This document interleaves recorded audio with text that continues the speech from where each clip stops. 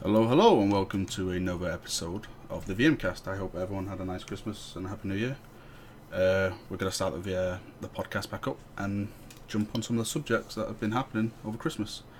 I was formerly known as Valkyr. I'm back to my persona as Valrak now, Chapter Master Valrak, the Imperial Fist. With me today, I have some VM members who are going to introduce themselves now. Hello and welcome everybody. I'm Khan, you've heard me in the podcast before, so I shall pass you on to our next members. Hello, I'm Brother Klein. I've been on several before. And I'm Kon Sarum. I've been on before as well, and you should probably remember me. Yes! And today's subject of choice is, of course, following the trend that we've been doing. We've done Orcs, Eldar, Chaos, and now we're doing Space Marines. On our first ever podcast, we actually went over the Space Marines. We didn't really go in depth like we have been doing. We want to specialise into each army now, so we chose to do it this way. So we're going to do Space Marines again. We've all picked a legion we're going to tell you a bit about, which is obviously in the game. And then we're just going to go into more detail and speak about them legions, like what could they offer the game, more or less, and stuff like that. I'll start off being a huge Space Wolf fanboy. I'm going to talk about Space Wolves. What can I say about the Space Wolves? The Space Wolves, they are personally, after the Imperial Fist, they're my favourite legion. Primarch Lehman Russ. They're known as the Emperor's Executioners. Now, that's coming from a lot of fan stuff as well. It's been mentioned in some of the Horus Heresy books that they killed one of the Lost Legions, but I'm not too sure about that. I think it's just been lost in translation, and they've just took that they wiped out the Lost Legions, which I think is... They're only really known as that in 30k. They're not really known as that's true. Yeah, it was true. Strongly hinted at in Prospero Burns, I think. Yeah, it was. But again, that's 30k. So, yeah, now Space Wolves, what are their traits? Well, Space Wolves are quite different from other legions. They're gene seed. They have a lot of canine features. They have yellow eye. Well, most of them have yellow eyes. They have canines, are very hairy. They're basically Space Vikings. Let's just call them Space Vikings, but with a canine features. That's because of the Canis Helix. Yes, that's because of the Canis Helix. They're quite different with their organisation. Basically, after the whole Horus Heresy, Rabuti Gilliman, let's hope Dan Abnett said that right. Basically, Rabuti Gilliman wrote a book called The Codex Estais, which basically would avoid another heresy, so he made legions split into chapters. Now, Lehman Russ, being Lehman Russ, basically said, no, I'm not doing that. The Space Wolves were actually one of the smaller legions at the time of the Horus Heresy anyway, so they split into something called Great Companies. Now, each Great Company more or less specialises in something else, so you'll have one Great Company really good at melee, some use fast attacks, heavy assault, stuff like that. There's also one of the Great Legions that were lost. There's a lot of fan fiction about this. I think isn't the official story that they got sucked into the port with Magnus, or they chose to follow Magnus into the Eye of Terror? The official story is that Lehman Russ told them to follow Magnus into the warp to hunt him down. Or at least the 13th Company. Yeah, that's what we're talking about. The 13th Company, the lost Company. And according to some of the later books, they've actually reappeared. Was it for the 13th? It was during the 13th Crusade. Yeah. They appeared, and they were like, oh, really? You guys are still doing this? It's like, yeah, okay. So basically, Space Wolves, I would call them close quarter specialists. Out of all the chapters that have been picked, well, apart from Blood Angels, I think they're quite close quarter as well. Blood Angels and Space Wolves are the mainly melee focused ones they've picked so far. White Scars. Yeah, but I'm talking about the game. Who've been put in the game? Unless White Scars are put in the game, then they'll be one of the main ones. Sadly. It's worth noting that they're actually one of the most humanitarian chapters, Space Wolves. Apart from the Salamanders. But we're going to go into that subject in a bit about the so-called fifth chapter. They are the fifth chapter. Right. I've done Space Wolves. Corn, do you want to do Dark Angels? Because I know Space Wolves and Dark Angels love each other. Yes, indeed. That goes back to Horus Heresy. Basically, there was a planet, and the governor on that planet managed to offend Lehman Russ. Yeah, So Lehman Russ wanted to kill him, but Lionel Johnson, got to the governor first and killed him first. That really upset Lehman Russ and ended up in them brawling for a whole day. And then, like you do. Yeah. Which sparked the enmity between the chapters that continues today, or in the 41st millennium. On that note, I have to add that Lehman Russ more or less laughed it off, and then Lionel Johnson, being Lionel Johnson and his personality issues, basically punched Lehman Russ and knocked him out, and like, okay, let's all go. So, so every time the Dark Angels and Space Wolves meet now, they have something called an honor duel, where the two best warriors in whatever party duel for the honor of the chapter, which is really cool. Yeah, I totally want to do it in Eternal Crusade. Yes. So yeah, if the Space Wolves are a melee-oriented chapter, then the Dark Angels are, on the contrary, a more ranged-oriented chapter.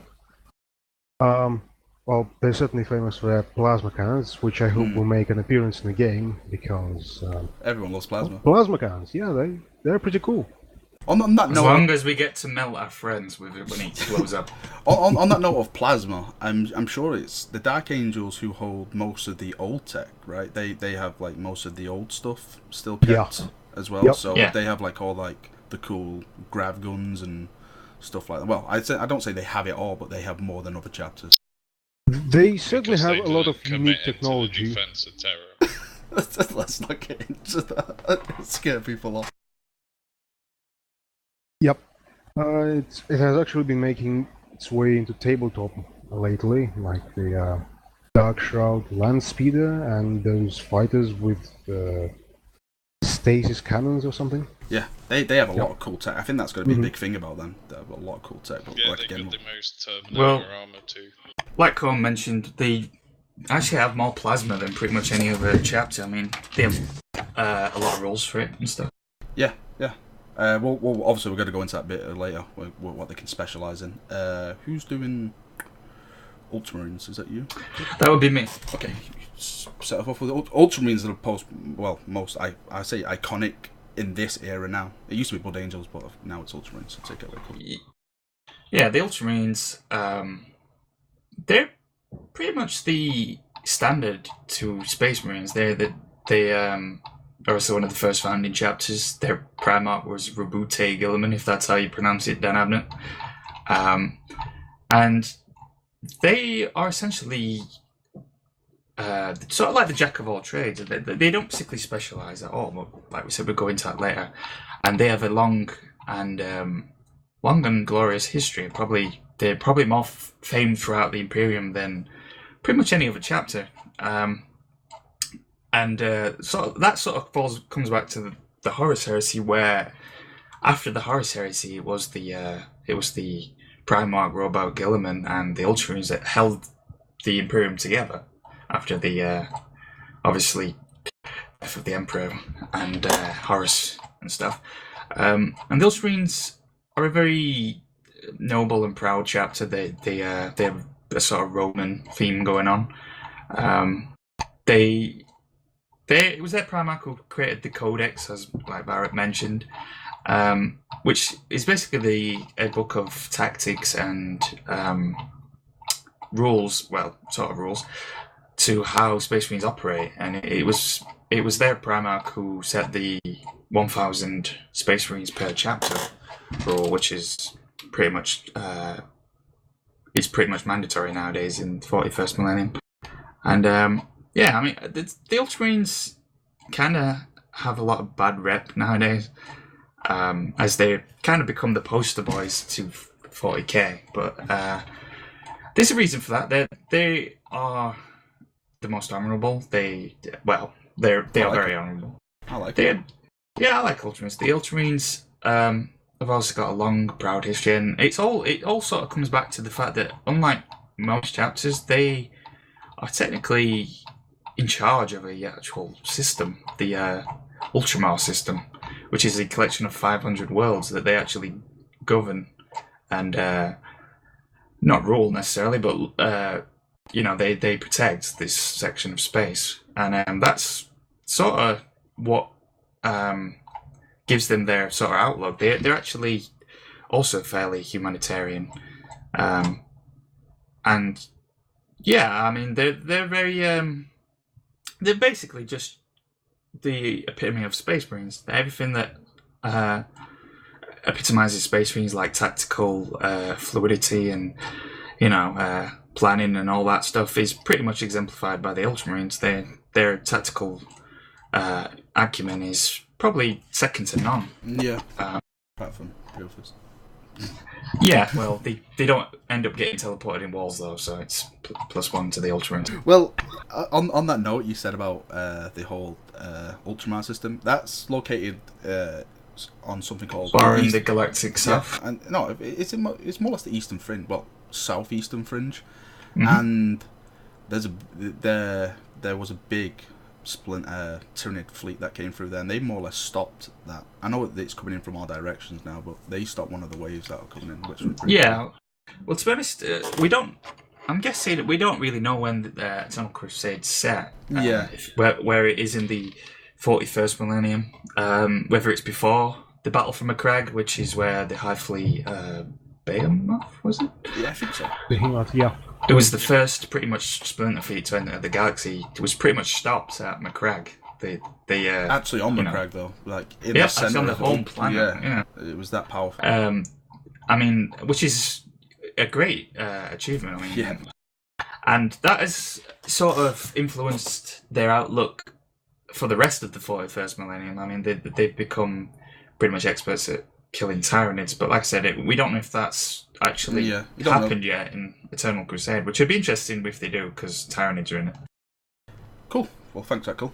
Ultramarines are awesome. And lastly, it's the Blood Angels, who's by Cam. Indeed. Blood Angels, their Primarch is Sanguinius. Amazing. Hopefully I pronounced that right. Yes. He is one of the most badass Primarchs of them all, pretty much holding the gate on his own until finally getting his back snapped in half. And they suffer... He didn't get his back snapped in half at the Eternity Gate. Oh no, I think he meant he snapped the demons back in half at the Eternity Gate. Yep. And not any just demon, the more or less champion of Khorne demons. He just basically took him over his knee. Great demon, I think. Balder, whatever his name is. Baldazu or something like that. Mm-hmm. I'll have to look it up. I can't pronounce it. His new names now. Well, I say new names. Demon names. They've all got commas in, like salamanders. Like Colleen. Okay, sorry. They specialise in assault marines. That's pretty much their thing. Any kind of aerial warfare insertion is down to Blood Angel. Very, very melee focused too. Yeah, a lot like the Space Wolves. And then they suffer from two different flaws, which one is Red Thirst, which basically makes them go berserk, and they have to draw blood. And the other one is Black Rage. Now, Black Rage is basically they have the psychic scream of Sanguinius when he died is in their mind, and they see him dying, and it sends them absolutely batshit insane, and they fight to the death.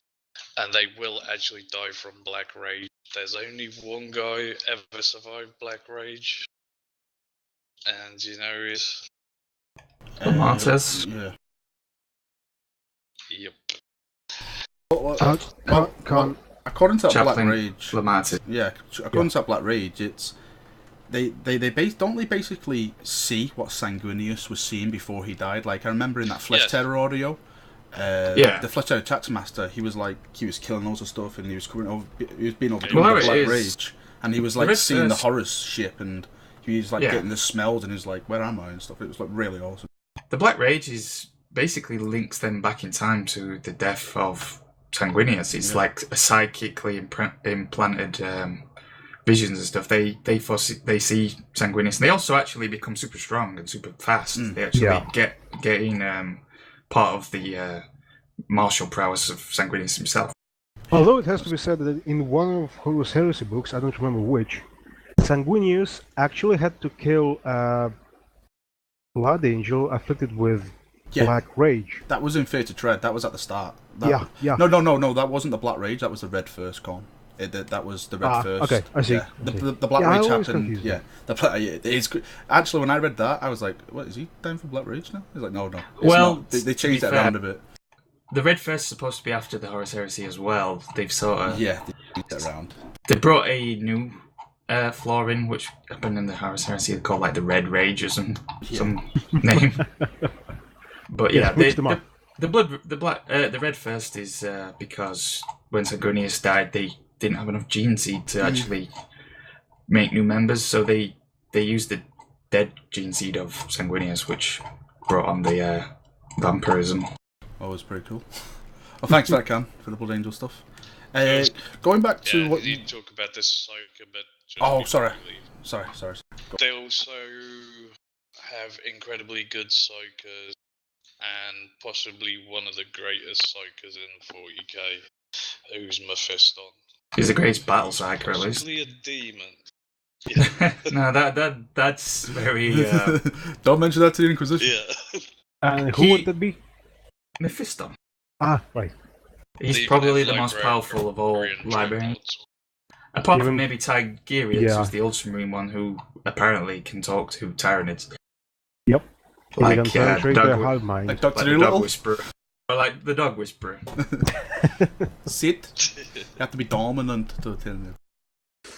But Mephiston is amazing. Well, going back to what you said about flaws, I forgot to mention that with the flaws of the certain chapters. Like, I know Space Wolves, their flaw is that they basically turn into wolves.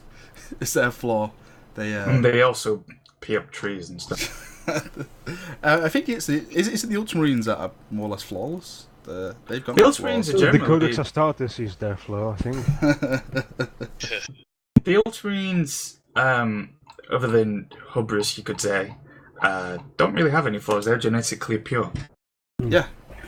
Well, Dark Angels are also genetically pure, but they kind of have a flaw where they have to their flaw chase is all the fallen. Hey, what happened? Whatever happened to Calaman? I don't know. Dark Angel's flaw is that they're all traitors and scum and should all be wiped off the face of the universe, but we'll go into that later. Well, now that we've introduced the Marines, let's talk about what they can offer, depending what chapter they're from, what they can offer as actually class-wise. Like, for example, me and Khan said, like, the Blood Angels are more or less melee, so would you class them as the chapters to roll if you want to be an Assault Marine? Do you think you'll get bonuses in that way? And if so, do you think it could work like that? It's a very sort of sticky situation, because I would think that they wouldn't want certain chapters to be sort of keeled into certain roles. So, like, if you're going to be a Assault Marine, you always have to be a Blood Angel or a Space Wolf, or you're not as good.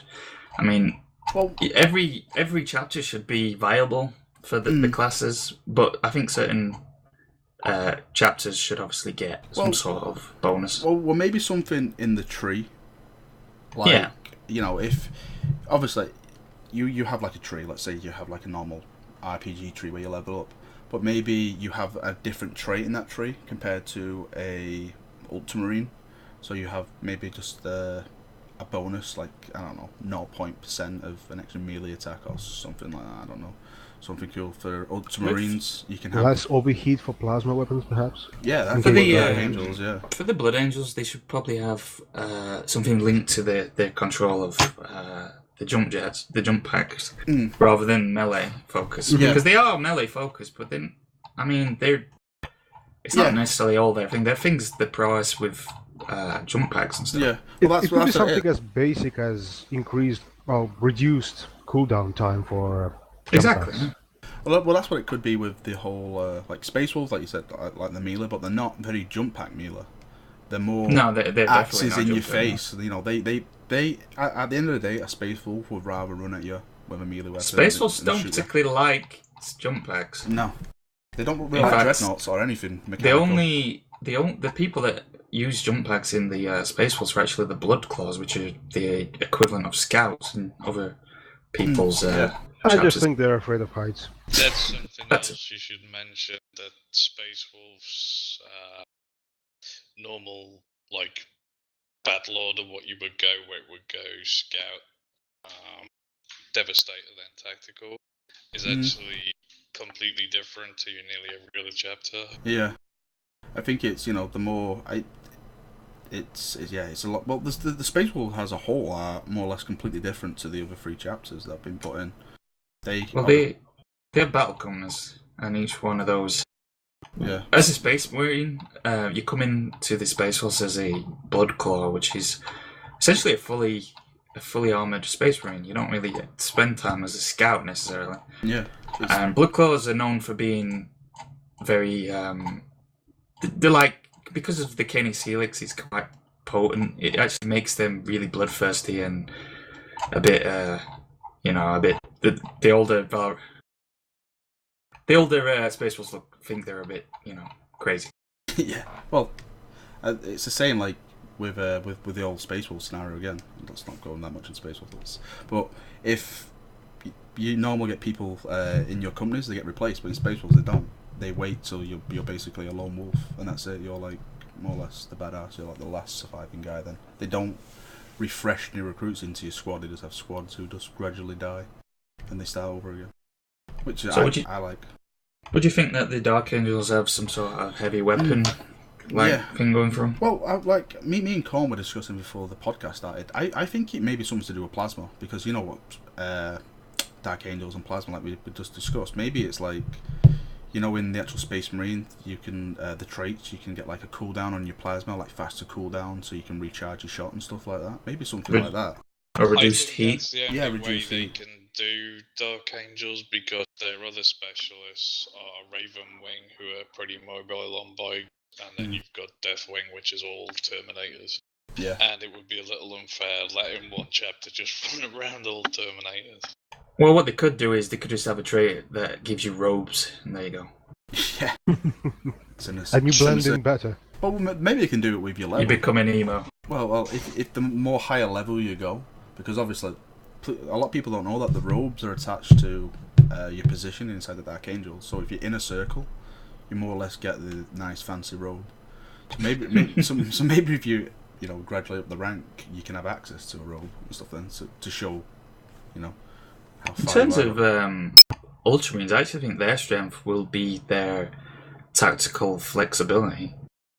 I was essentially, because Ultramarines usually always have a do the right thing for the right job sort of mentality, where they don't particularly specialize in anything, and depending on the situation. Yeah, well, they like to keep it flexible and use the best thing for the best job. Yeah. Well, actually, I was thinking of something like like we talked about the traits with the plasma cannons. Maybe something where you can a trait where you can equip which gives a buff to players around you. I don't know, maybe faster reload if you have one of these guys in your squad or something. With the discipline they have. Thing that's true. They could do with Ultramarine, like you were mentioning earlier, is like Tyranid specialists. Maybe if the timeline's advanced enough, like if that's happened on McCracken, they could give you some bonus against fighting Tyranids. That's so true. Ultramarines would be PvE Marines. Well, not really, but not necessarily. You can more or less have a trait which is, passive or something. Yeah, like I maybe you can look at this where you can equip traits which are passive to the party you're in.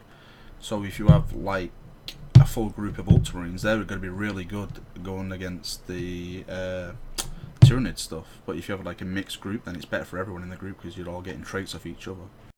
With the Ultramarines as well, one thing they are known for is their sort of leadership skills. I mean, like in the Fantasy Flight Deathwatch books, the Space Marine chapters all get their own traits, like what we've been discussing. And one of theirs is the fact that they're known for being really good at leadership and taking leadership roles. So perhaps like if we're associating Ultramarines necessarily with tactical, they could get like a sort of buffs that they can give, like to, I don't know, pinning tests and stuff like that, if there is that sort of thing. Mm.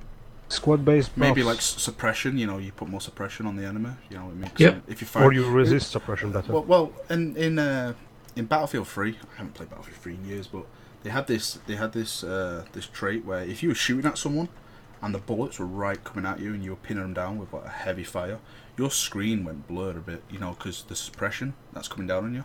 Maybe you can have a trait like that if you're an Ultramarine where you can suppress the enemy that much that they have to fall back because, you know, they're that disciplined in bolt drills and stuff like that. Might be pretty cool. But that's just me dreaming. Now, I know we've got them 4 chapters, and the devs have promised us that we're going to have a 5th chapter. Well, we're not going to have a 5th, well, we're going to have a 5th chapter, but every army's got to get a 5th faction added. Not faction, sorry, another clan. What are they all? Craft World, chapter, Warband. Now, during a recent AMA, the devs stated that Black Templars are not going to be put in at this stage, so they're not coming in at all on launch. Probably down the line. I can see it down the line. They're coming in, but at this stage, they're a no. Good. Yeah. To be fair, I had a lot of disagreements with a lot of people, but I think before they start putting second foundings in, I would like to see all the first foundings. But we'll discuss that, so I'm not going to get into that subject again. With the poll, I can't find the poll on the website now. It's bogged down with other threads, but from what I saw, it was Salamanders, and obviously you got to have Imperial Fists because they're the first founding of the Black Templars. But Salamanders and Imperial Fists, I know, Cullen, you're a big Salamander fan, I'm a big Imperial Fist fan, but both of them chapters, I as an Imperial Fist fan, I like Imperial Fists, but I wouldn't mind if Salamanders get in. Salamanders are amazing. I like Salamanders as well. They're really cool. What would you guys like to see? I personally like to see Imperial Fists simply because they don't have genetic flaws. They do. They don't have a working Duchess right. Well, no, they took that out. Or a Suzanne membrane. So they don't spit acid. They're cool guys, you know. They don't have a working Suzanne membrane, which means they can't put themselves into a healing coma. Yeah. That's true. But I don't think stuff like that's going to really affect the game. Well, obviously I'm all for Salamanders because they're probably my favourite Space Marine chapter. Yeah. I also think they're quite unique as well. Whereas, I mean, this I don't mean this offensively, but the Imperial Fists are very similar to the Ultramarines in a way. Yeah, I can guess what you're saying. That's true. But the thing the Codex compliant. Yeah, the thing that made me think about Imperial Fist, I got to be put in, is that obviously all the Black Templar people. Yeah, I'll go into that in a sec. All the Black Templar people who voted for Black Templars, and obviously got to vote for Imperial Fist now because at least they're the Sons of Dawn as well. I think that's what's happening with the poll at the moment. Obviously, if you look at the other side, the Chaos is more or less the Space Marines. Well, they are the Space Marines' main energy. And then you've got the Word Bearers, you've got Night Lords, Iron Warriors, and who are the other ones? Was it? I forgot who the other ones. Black Legion. Black Legion, yeah. Well, it's a mix of everyone. Well, now, Black Legion is probably the most generic, like the Ultramarines. Yeah. If you look at all them, obviously you've got Iron Warriors. Generic's the wrong word. Yeah, it's more or less everyone who doesn't want to be in their Legion goes and joins the Black Legion. Black Legions and Ultramarines are the sort of the epitome of each faction. Yeah. Now, obviously, like I was saying, Iron Warriors are on Chaos, and obviously, where the Iron Warriors go, you more or less have Imperial Fist hunting down because Iron Warriors and Imperial Fist, like we all know, love fighting each other because they hate each other. Imperial Fist bodies, you mean? Yeah. But I think from that reason alone, I'd like him in on that reason as well because, you know, you've got two. I'd go far as to say it is probably the biggest grudge between Space Marines, Chaos Space Marines and Space Marines. Other than Space Wolves and thousands of. Well, I wouldn't really call that a grudge. They were ordered Prospero. It's a grudge on the Thousands, but I don't think it's a grudge on the Space Marines. They just followed orders basically. Now, you could probably say that with Word Bearers and Ultramarines, they've got pretty big thing against each other with Calf and stuff. But I think Iron Warriors and Imperial Fists I think it's the most well known and the most known about and the most enjoyed by people.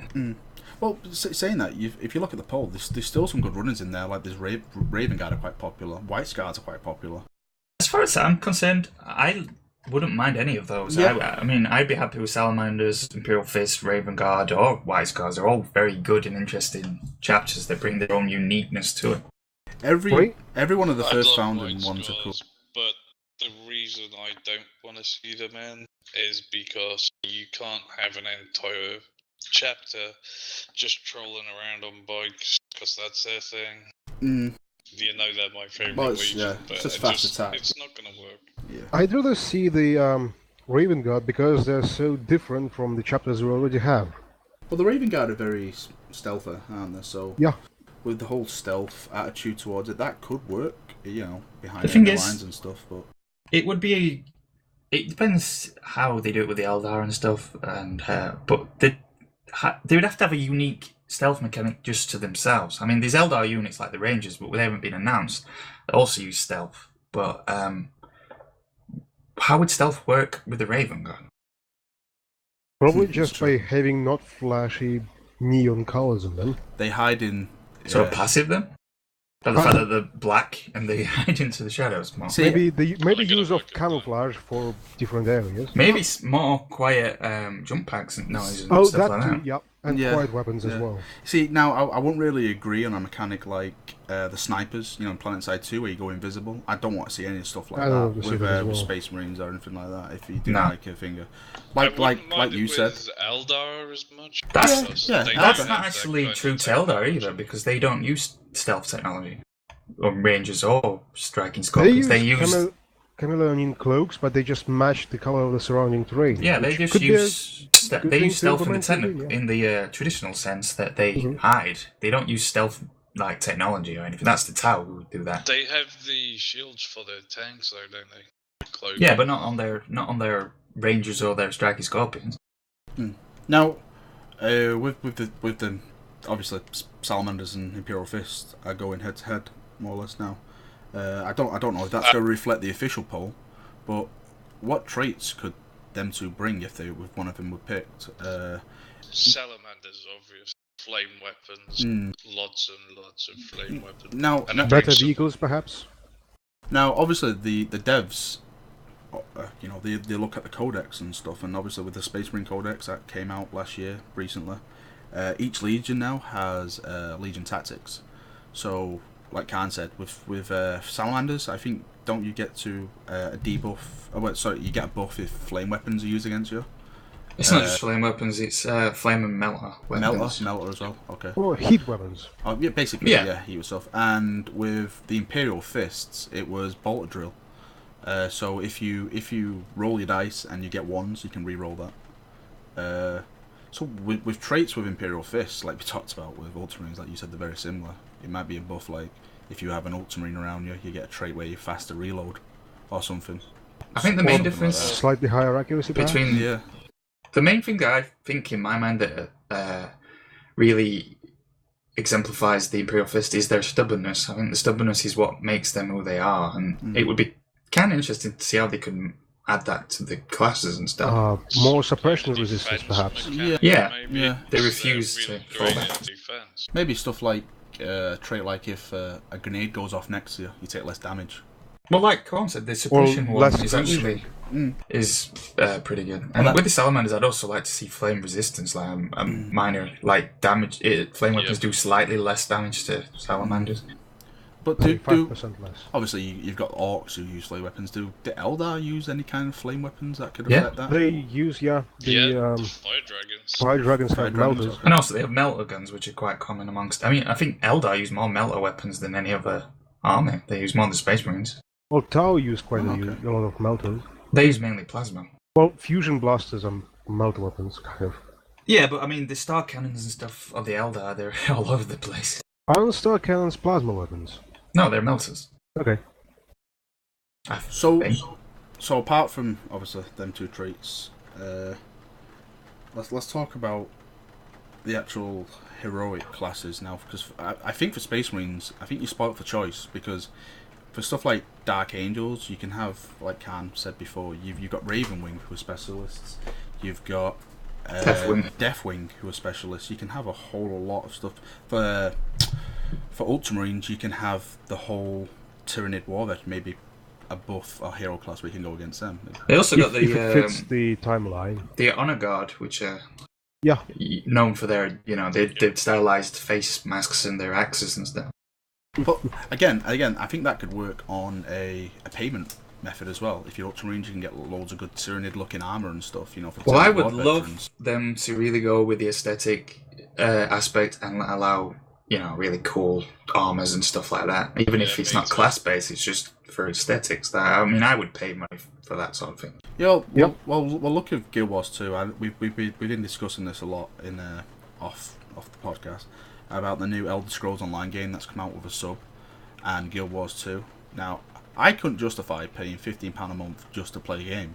But on the other hand, when I play Guild Wars 2, I spend like $5 here, well, £5 here, £5 there, and at the end of the month, I look at my bill, I'm like, oh my god, I spent like 30 quid. It all seems Spent like 30 quid this insignificant. month. Yeah, I think microtransactions are definitely the way forward with most games. but I think definitely. aesthetic microtransactions, not you buy your guns like PlanetSide 2. Yeah, You know back what I to mean? Guild Wars. That's how Guild Wars does it. Guild Wars has things that you can pay real money for, but they don't influence the game, or they don't influence your chance of victory necessarily. Yeah, definitely. I think that's how it needs to be Which done. is definitely, it definitely needs to. Pay to win is That's terrible. horrible, yeah. Well, Yep. let's get back to the hero classes. Obviously, we've said Ravenwing, Deathwing. Obviously, you've got a Psyker class. You've got Chaplains. Wolfguard. Wolfguard. What can we have for Ultramarine? Tyranid War Veterans. Blood Angels. Sanguinian Guard. Death Company. Death Company. maybe something like Khan said, you get a debuff of the Death Company. Maybe you can go around for 30 minutes in a Death Company where you're real powerful. You basically can go around and punch through walls and stuff, and But you are gonna die. but you are going gonna to die in on the that 30 minutes. battlefield Yeah. randomly. Oh, That what? would be so Sorry? much fun. I'm saying, what if a Blood Angel Space Marine would have a random chance of suffering from Red Thirst or Black Rage on the battlefield? Yeah, well, maybe that's something like we said where you can I spec wouldn't be into. disappointed with that. Maybe. They randomly start chewing on their friends' legs. well, maybe if you get downed, So- say you get down and your friend picks you up and you're Blood Angel and you've got a trait, maybe it could proxy off and for the next 15 seconds, or you can just go around and you're more or less There's a thing quite here immune though to that stuff. this has to be balanced not just through law but through game mechanics. Yeah, and a lot of yeah. people won't want any sort of thing that gives you a debuff or a super buff. It needs to be law pleasing as well as totally not game breaking in any sort of way. But we also have to Definitely. take on board as well is that we're not always going to get our own way with lore and gameplay, No. because obviously with the whole, I know there's Yes, been a massive debate on the forums with, if I die with a Space Marine, what happens? You just come back as yourself, and some people took offence to that, but I don't see any other way you can do it, really. The fact is, with Well, video games, things certainly have not to going- be cut. They have to be. They have to make sense in a game mechanic. And the fact is, you can't have a game where permadeath is there, which is an MMO. It just wouldn't make sense. You can Alt F4 uninstall. There you go. Oh, I died. I can't play this game no more. Bye. Delete system 32. I mean, as we're all law nuts, but we all have to admit that there has to be, there has to be times where sense comes out in front of what we would like to see, really. Well, look at Space Marine. Yeah. Space Marine. If you die in Space Marine multiplayer, who cares if you die? You just come back in. No one cares. It's just stuff like that where you're not bothered. You die, you come back in.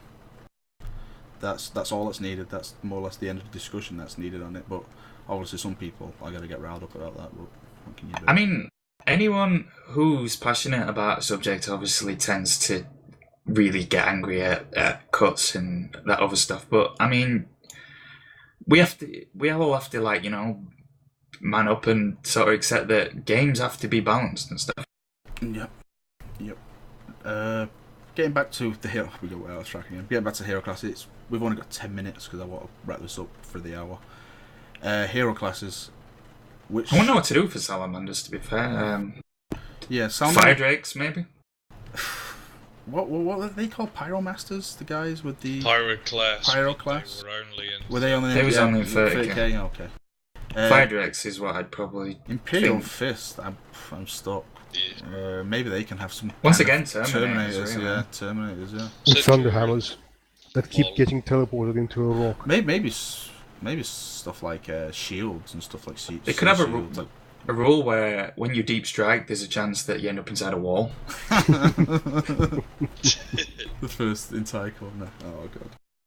But the thing is that there's a lot of chapters where their elites are just hammer wielding Terminators, which kind of makes it a bit everyone's the same, which is it'd be interesting to see how they change that. Well, I'm hoping. I do hope in one way that basically the chapters are different in a way. You're not just rolling a colour.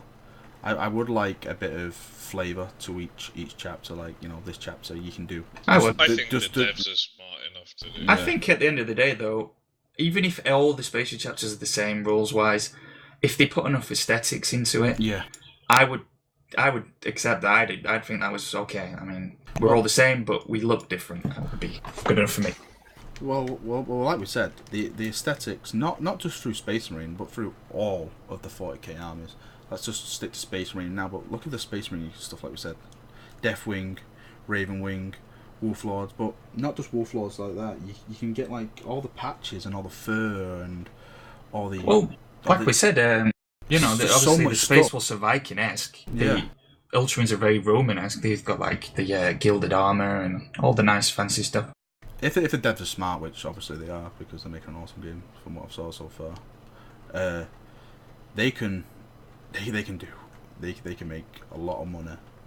Please, the fans doing this. I mean, a lot. Wasn't those DLCs what they brought out for Space Marine, where they had like the Blood Angel armor and the Salamander? They was quite popular from what I remember.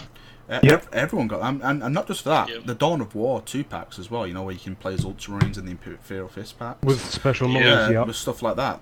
That sold loads because people like to play as a different looking guy on the field, not like everyone else. Well, aesthetics are important to people. Yeah, of course. It makes your character. So. Who wants to be running around looking like the guy next to you? If you can change something and make your guy your own character, looks super annoying. Yeah. Not like a rainbow marine, like an Aztec marine running around. But if you can make your character look different and make him feel like he's your character, it does add a lot to the gameplay. In me, I might be a bit weird, but I care more for the guy I'm playing for. I'm like, no, I'm not gonna run into this is my guy. Nah, he's not just another clone. On that note too, I'd like to see sensible aesthetic, not like Planetside 2 where they put neon lights on tanks. Oh yeah. Who the hell drives a tank around with neon lights in the dark? Like massive mobile target. And like mohawks on the helmets and stuff. I would personally like locked aesthetics, and by that I mean you can't just colour your armour yourself, because then people will obviously see, pink, blue, red guys running around. I would like just skins what you can apply. Yeah, definitely. Well, you could have a selection of different hues of green, for example, for Dark Angels. Yeah. Well, like Colin said, if we've saw it all, like Guild Wars lets you do your own colours, and there's this guy on our World vs. World server who's called the Incredible Hulk, and all his armour's green except for his crotch area, which is purple. And he just runs around like that. Now, okay, that's okay in the Guild Wars, too saying, but in Warhammer 40k, being a lore nut and bit of a RP nut, I would hate seeing stuff like that. I'd like, oh no. So I think if they keep it where they more or less, like you said, Colleen, if you buy this armor, this is what it looks like. It changes your appearance totally, or bits of armor which change your appearance, but it's more or less all the same colour. Well, it is the same colour. Yeah, I'd be happy with that. No problem. I just want to see a bit of variety. Yeah, like you said, I just want. I don't want when the game is like a couple months in. Obviously, at the start, a lot of things are going to go wrong, because at every start of game, you have problems no matter what happens. Every game has problems at the start. But it's about building up on them problems, and if they do it with the cosmetics where you actually make people different, then it's a lot of fun. It's a lot of fun for everyone around. I'd just like to see, like, say if there's one Ultramarine there and another Ultramarine, you could have variety between them. Like, you can place trophies differently and stuff. That's what it's all about. Like we said, it's going to be a big thing. We're closing up on the hour mark now, so I'm going to finish it off. I'd like to thank everyone who come and discuss stuff, Colleen, Khan and Corn. Obviously, over Christmas, the devs give us a treat. They gave us a short story. They also gave us the name of the planet. I forgot to mention that. It's called... it's just going out of my head now. Aka something. something, wasn't it? Something like that. But basically, Gray McNeil did this awesome short story about it, and at the end, it was like the name of the planet. And one of our chapter guys, called Alicio, he does some amazing vocal work, and like he puts like sound in the background and stuff like that, and he actually did a bit of the story for everyone to listen to.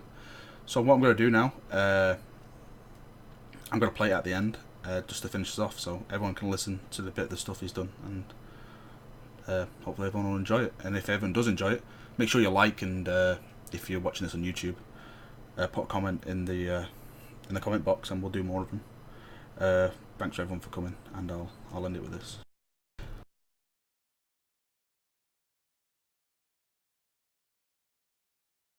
Okay, here we go.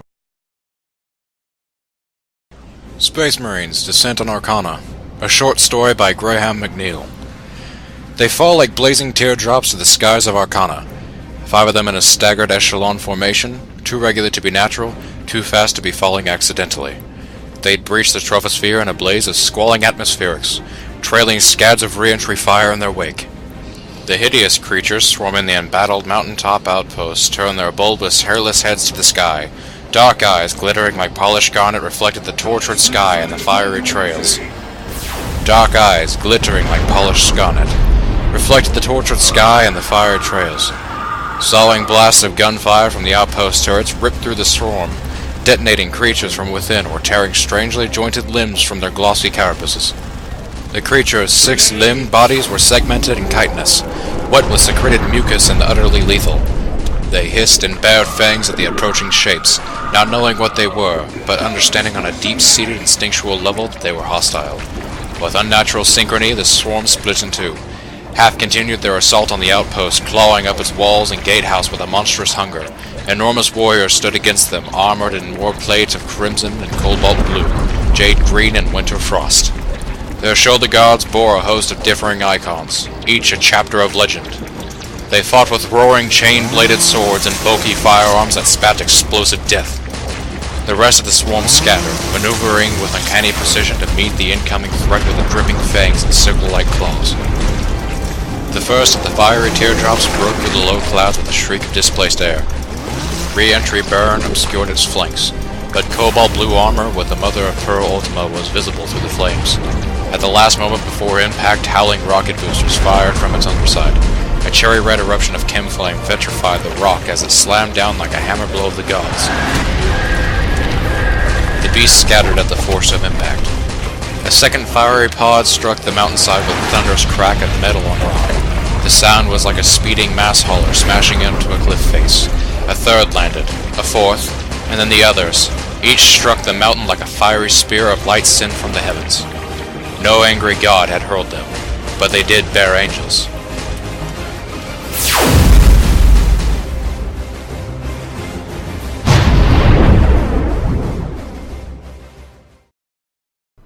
Now, how awesome was that? I want to thank Alicio personally for doing that. He did an amazing job. Amazing job. I can't wait for more of that stuff. If you guys like that and you want to see, you want to hear more, make sure you like the video and comment. I want to thank everyone for listening tonight. I want to thank the guys who came and discussed the Space Marines. If you guys got any questions or want to contact anyone over at VM, visit our site www.battlebrothers.net. come post on our forums. Come check us out. Thanks everyone. I'll see you all next Sunday.